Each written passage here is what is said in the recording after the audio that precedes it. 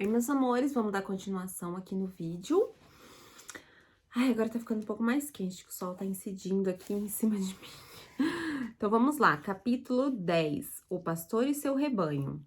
Eu asseguro a vocês que aquele que não entra no aprisco das ovelhas pela porta, mas por outro lugar, é o ladrão e assaltante.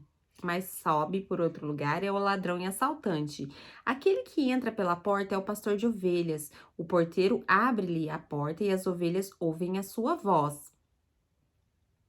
Ele chama suas ovelhas pelo nome e as leva para fora. Depois de conduzir para fora, todas as suas ovelhas vai adiante delas, e estas o seguem porque conhecem a sua voz, mas nunca seguirão o estranho, na verdade, fugirão dele, porque não reconhecem a voz de estranhos. Jesus usou essa comparação, mas eles não compreendem o que lhes havia falado. Então Jesus afirmou: de novo, digo a verdade, eu sou a porta das ovelhas, todos os que vierem antes de mim, todos os que vieram antes de Todos os que vierem antes de mim eram ladrões e assaltantes, mas as ovelhas não os ouviram.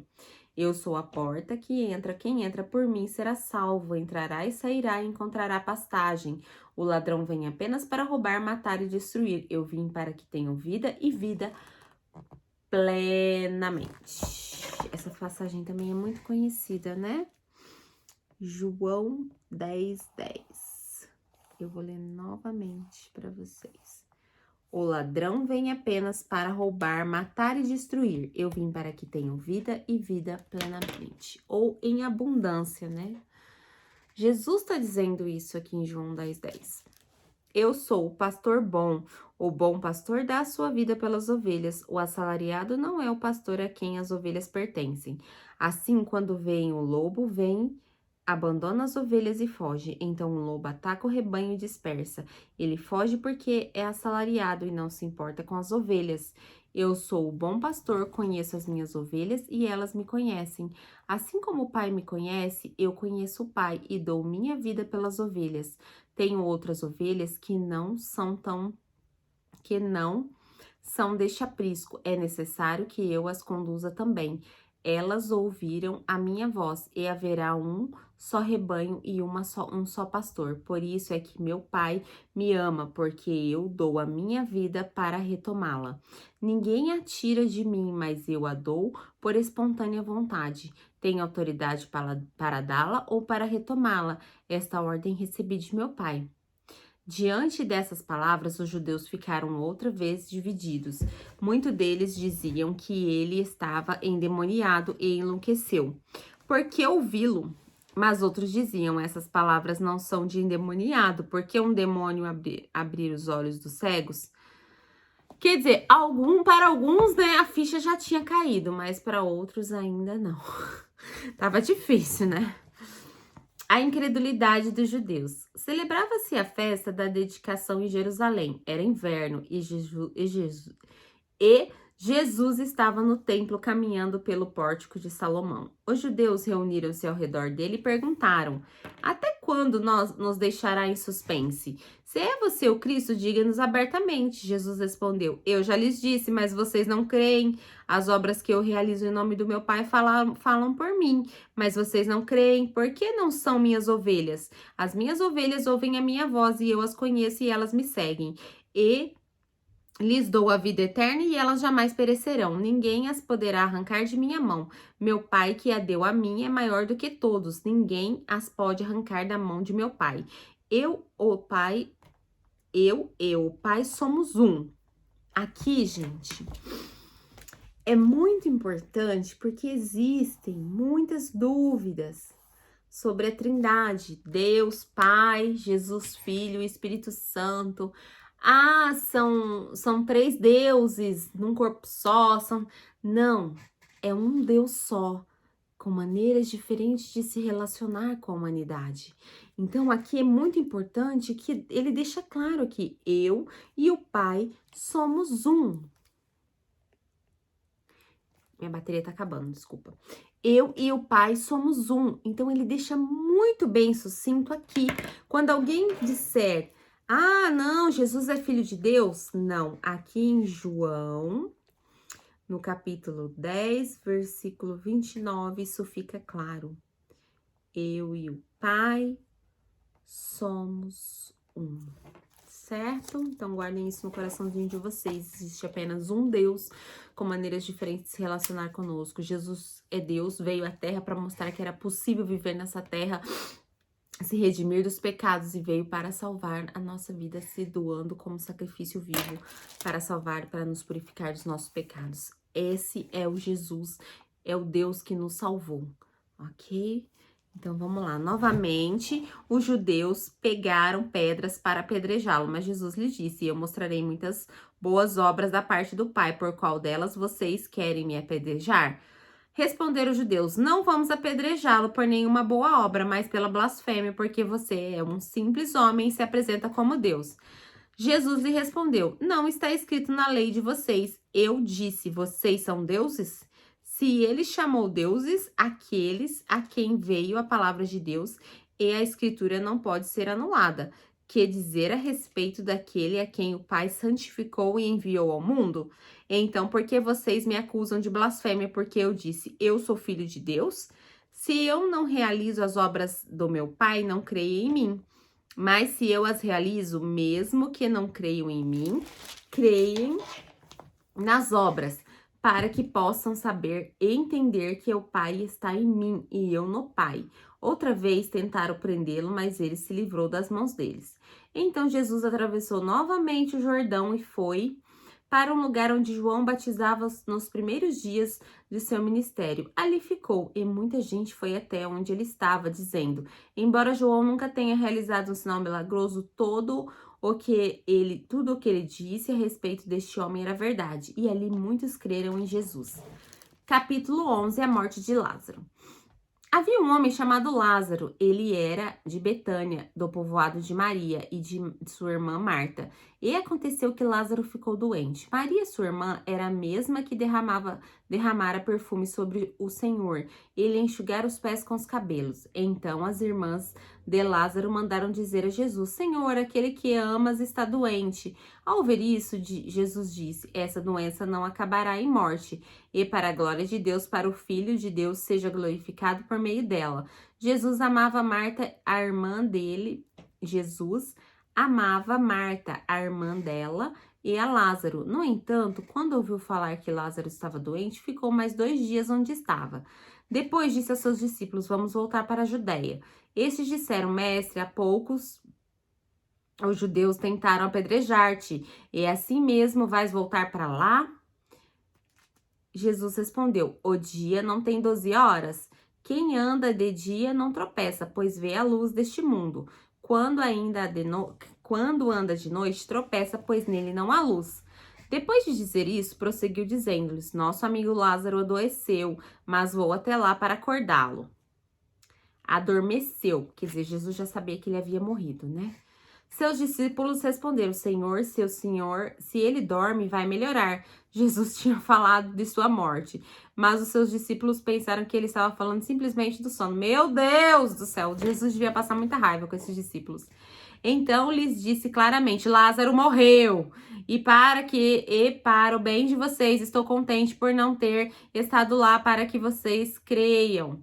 Mas vamos até lá. Então Tomé, chamado Dídimo, disse aos outros discípulos: Vamos também para morrermos com ele. Acho que ele foi irônico quando ele falou isso, gente. Vamos também para morrermos com ele. Jesus conforta os irmãos de Lázaro. Ao chegar, Jesus verificou que Lázaro já estava no sepulcro havia 4 dias. Betânia distava cerca de 3 quilômetros de Jerusalém, e muitos judeus tinham ido visitar Marta e Maria para confortá-las pela perda do irmão. Quando Marta ouviu que Jesus estava chegando, foi encontrá-lo, mas Maria ficou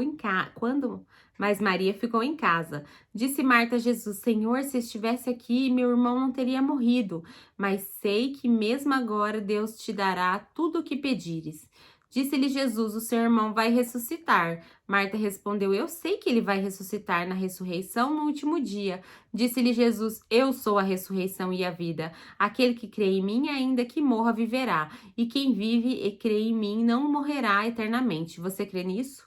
Ela respondeu: sim, Senhor, eu tenho crido que tu és o Cristo, o Filho de Deus, que deveria vir ao mundo. E depois de dizer isso, foi para casa chamando à parte Marta. Maria disse-lhe: o mestre está aqui, está chamando por você. Ao ouvir isso, Maria levantou-se depressa e foi ao encontro dele. Jesus ainda não tinha entrado no povoado, mas estava no lugar onde Marta o encontrara. Quando notaram que ela se levantou depressa e saiu, os judeus que a estavam confortando em casa seguiram-na, supondo que ela ia ao sepulcro para ali chorar.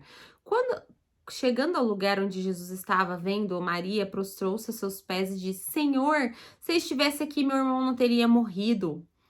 Ao ver chorando Maria e os judeus as acompanhavam, Jesus agitou-se no espírito e perturbou-se. Onde o colocaram? Perguntou-lhe. Vem e vê, Senhor, respondeu eles. Jesus chorou. Então os judeus disseram: vejam como ele amava. Mas alguns deles disseram: ele que abriu os olhos do cego não poderia ter impedido que este homem morresse? Gente, aqui no versículo 35, quando diz Jesus chorou, eu não acredito que ele estava chorando por Lázaro, porque Lázaro, ele ia ressuscitar Lázaro. Ele sabia disso, então não tinha por que ele chorar por Lázaro. Ele estava chorando porque ele sabia que a hora dele estava próxima. A hora do sacrifício estava próximo, por isso ele chorou. Este é o último milagre que acontece antes que tudo aquilo que ele vai passar, todo aquele sofrimento de cruz que ele passaria acontecesse. Exatamente por isso que eu acredito que ele chorou naquele momento. Jesus ressuscita Lázaro, versículo 38. Jesus, outra vez profundamente comovido, foi até o sepulcro. Era uma gruta com pedra colocada à entrada. Tirem a pedra, disse ele, disse Maria, irmão do morto. Senhor, ele já cheira mal, pois já faz 4 dias. Disse-lhe Jesus: não falei que se você cresce, veria a glória de Deus?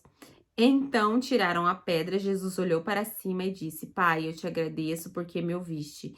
Eu sei que sempre me ouves, mas disse isso por causa do povo que está aqui, para que creia que tu me enviaste. Depois de dizer isso, Jesus bradou em alta voz: Lázaro, venha para fora. O morto saiu, com as mãos e os pés envolvidos em faixas de linho e o rosto envolto em um pano.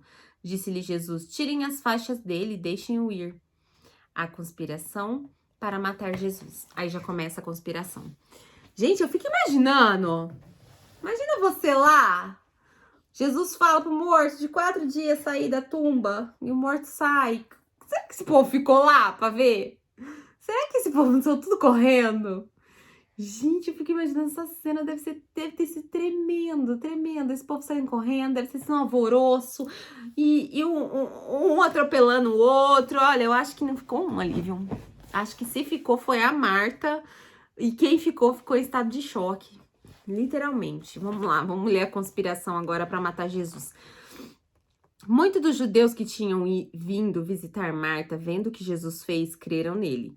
Mas alguns deles foram contar aos fariseus o que Jesus tinha feito. Então, os chefes sacerdotes e os fariseus convocaram uma reunião no Sinédrio. O que estamos fazendo? Perguntaram eles. Ai, está este homem realizando muitos sinais milagrosos. Se os deixarmos, todos crerão nele. Então, os romanos virão e tirarão tanto o nosso lugar como a nossa nação. Então, um deles, chamado Caifás, que naquele ano era sumo sacerdote, tomou a palavra e disse: nada sabeis. Não percebeis que vós é melhor que morra um homem pelo povo e que não pareça toda a nação? Ele não disse isso de si mesmo, mas, sendo sumo sacerdote naquele ano, profetizou que Jesus morreria pela nação judaica, e não somente por aquela nação, mas também pelos filhos de Deus que estão espalhados para reuni-los num povo, e daquele dia em diante resolveram tirar-lhe a vida. Por essa razão, Jesus não andava mais publicamente entre os judeus. Em vez disso, retirou-se para uma região próxima do deserto, para um povoado chamado Efraim, onde ficou com seus discípulos. E ao se aproximar da Páscoa judaica, muitos foram daquela região para Jerusalém, a fim de participarem das purificações cerimoniais antes da Páscoa. Contudo, continuavam procurando Jesus e no templo perguntavam uns aos outros: O que vocês acham? Será que ele virá à festa? Mas os chefes dos sacerdotes e os fariseus tinham ordenado que, se alguém soubesse de onde estava Jesus, o denunciasse para que pudessem prender. Capítulo 12, Jesus é ungido em Betânia. 6 dias antes da Páscoa, Jesus chegou a Betânia, onde vivia Lázaro, a quem ressuscitara dos mortos. Ali prepararam um jantar para Jesus. Marta servia enquanto Lázaro estava à mesa com ele. Então Marta pegou o frasco de nardo puro, que era um perfume caro, derramou sobre os pés de Jesus e os enxugou com seus cabelos. E a casa encheu-se com a fragrância do perfume. Mas um dos seus discípulos, Judas Iscariotes, que mais tarde iria traí-lo, fez uma objeção. Por que este perfume não foi vendido e o dinheiro dados aos pobres? Seriam 300 denários. Ele não falou isso por se interessar pelos pobres, mas porque era ladrão. Sendo responsável pela bolsa de dinheiro, costumava tirar o que nela era colocado. Respondeu Jesus: Deixe em paz, que o guarde para dia de meu sepultamento. Pois os pobres você sempre terá consigo, mas a mim vocês nem sempre terão. Enquanto isso, uma grande multidão de judeus, ao descobrir que Jesus estava ali, veio não apenas por causa de Jesus, mas também para ver Lázaro, a quem ele ressuscitara dos mortos. Assim, os chefes dos sacerdotes fizeram planos para matar também Lázaro. Por causa dele, muitos estavam se afastando dos judeus e crendo em Jesus. A entrada triunfal. Gente, eu amo essa palavra, entrada triunfal, porque eu imagino assim, uau, chegou, realmente foi triunfal. No dia seguinte, uma grande multidão tinha vindo para a festa ouvir falar de Jesus. Estava chegando a Jerusalém. Pegaram ramos de palmeiras e saíram ao seu encontro gritando: Hosana, bendito é o que vem, em nome do Senhor, bendito é o Rei de Israel. Jesus conseguiu um jumentinho e montou nele, como está escrito: Não tenha medo, ó cidade de Sião, eis que o seu rei vem montado num jumentinho. A princípio, seus discípulos não entenderam isso. Só depois que Jesus foi glorificado, eles se lembraram de que essas coisas estavam escritas a respeito dele e foram feitas. A multidão que estava com ele, quando mandara Lázaro sair do sepulcro e o ressuscitara dos mortos, continuou a espalhar o fato. Muitas pessoas, por terem ouvido falar que ele realizara sinal milagroso, foram ao seu encontro. E assim os fariseus disseram uns aos outros: Não conseguimos nada, olhem como o mundo todo vai atrás dele. Jesus prediz sua morte. Então, os que tinham ido adorar a Deus na festa de Páscoa estavam alguns gregos, e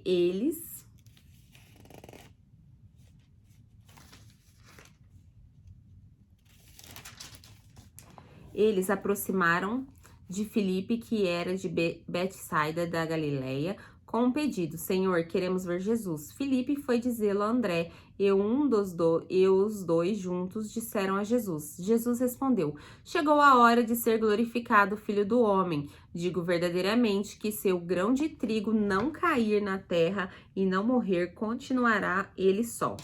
Mas se morrer, dará muito fruto. Aquele que ama sua vida a perderá, ao passo que aquele que odeia sua vida neste mundo a conservará para a vida eterna.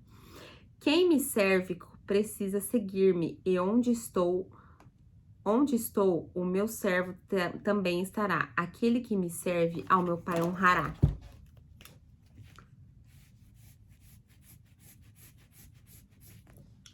Agora meu coração está perturbado. Eu que direi? Pai, salva-me desta hora? Não, eu vim exatamente para isto, para esta hora. Pai, glorifica o teu nome. Então veio uma voz dos céus. Eu já o glorifiquei, e o glorifiquei novamente. A multidão que ali estava e a ouviu disse que tinha trovejado. Outros disseram que um anjo lhe havia falado. Jesus disse: Esta voz veio por causa de vocês e não por minha causa. Chegou a hora de ser julgado este mundo, agora será expulso o príncipe deste mundo. Mas eu, quando for levantado da terra, atrairei todos a mim. Ele disse isso para indicar o tipo de morte que haveria de sofrer. A multidão falou: a lei nos ensina que o Cristo permanecerá para sempre, como pode dizer, o Filho do Homem precisa ser levantado? Quem é este Filho do Homem? Disse-lhes então Jesus: por mais um pouco de tempo, a luz estará entre vocês. Andem enquanto vocês têm a luz, para que as trevas não os surpreendam, pois aquele que anda nas trevas não sabe para onde está indo. Creiam na luz enquanto vocês a têm, para que se tornem filhos da luz. Terminado de falar, Jesus saiu e ocultou-se deles. Lindo isso também, né? Pra gente andar na luz. A incredulidade dos judeus. Mesmo depois que Jesus fez todos aqueles sinais milagrosos, não creram nele. Isso aconteceu para que se cumprisse a palavra do profeta Isaías, que disse: Senhor, quem creu em nossa mensagem e a quem foi revelado o braço do Senhor? Por esta razão, eles não podiam crer, porque, como disse Isaías no outro lugar, cegou seus olhos, endureceu-lhes o coração, para que não vejam com os olhos, nem entendam com o coração, nem se convertam, e eu os cure. Isaías disse isso porque viu a glória de Jesus e falou sobre ele. Quando assim muitos líderes de judeus creram nele, mas por causa dos fariseus não confessaram a sua fé, Com medo de serem expulsos da sinagoga, pois preferiram a aprovação dos homens do que a aprovação de Deus. Então Jesus disse em alta voz: quem crê em mim, não crê apenas em mim, mas naquele que me enviou. Quem me vê, vê aquele que me enviou. Eu vim ao mundo como luz, para que todo aquele que crê em mim não permaneça nas trevas. Se alguém ouve as minhas palavras e não lhes obedece, eu não julgo, pois não vim para julgar o mundo, mas para salvá-lo. Que coisa linda. Tá vendo? Às vezes você tá tão preocupado com o julgamento das pessoas, não do Filho de Deus aqui. As pessoas sim julgam a gente o tempo todo. Há um juiz para quem me rejeita e não crê as minhas palavras, a própria palavra que proferi, o condenará no último dia. Pois não falei por mim mesmo, mas mas o Pai que me enviou me ordenou o que dizer e o que falar. Sei que o seu mandamento é a vida eterna. Portanto, o que eu digo é exatamente o que o Pai me mandou dizer. Capítulo 13. Vou ler a primeira parte aqui. Jesus lava os pés dos discípulos. Um pouco antes da festa de Páscoa, sabendo Jesus que havia chegado o tempo em que deixaria este mundo e iria para o Pai, tendo amado os seus que estavam no mundo, amou-os até o fim. Estava sendo servido o jantar e o diabo já havia induzido Judas Iscariote, filho de Simão, a trair Jesus. Jesus sabia que o Pai havia colocado todas as coisas debaixo do seu poder e que viera de Deus e estava voltando para Deus. Assim levantou-se da mesa, tirou sua capa e colocou uma toalha em volta da cintura. Depois disso, derramou água numa das bacias e começou a lavar os pés dos seus discípulos, enxugando-os com a toalha que estava em sua cintura. Chegou-se a Simão Pedro, que lhe disse: Senhor, vais lavar meus pés? Respondeu Jesus: Você não compreende agora o que estou fazendo? A você mais tarde, porém, entenderá. Disse Pedro: Não, nunca lavará os meus pés. Jesus respondeu: Se eu não lavar, você não terá parte comigo. Respondeu Simão Pedro: Então, Senhor, não apenas os meus pés, mas também as minhas mãos e a minha cabeça. Respondeu Jesus: Quem já se banhou precisa apenas lavar os pés. Todo o seu corpo está limpo. Vocês estão limpos, mas nem todos, pois ele sabia quem iria traí-lo. Por isso disse que nem todos estavam limpos. Quando terminou de lavar-lhes os pés, Jesus tornou a vestir sua capa e voltou ao seu lugar. Então lhes perguntou: Vocês entendem o que eu fiz a vocês? Vocês me chamam mestre e senhor, e com razão, pois eu sou. Pois bem, eu, sendo senhor e mestre de vocês, lavei os pés de vocês, também devem lavar os pés uns dos outros. Eu deixei o exemplo para que vocês façam como lhes fiz.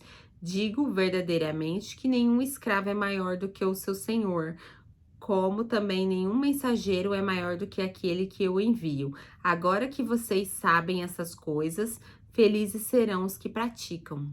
Olha só como Jesus deixou aí essa lição de humildade, de companheirismo, essa lição de ter parte um com o outro, porque que é coisa mais humilde do que você ir lá, abaixar, lavar o pé de alguém, secar. O mestre, o rei, fez isso. Então, ele prova ali, ele deixa uma lição de que ninguém é melhor do que ninguém nesse mundo. Eu vou parar por aqui. No capítulo 13, no versículo 18, Jesus prediz que será traído. E aí eu volto no próximo vídeo.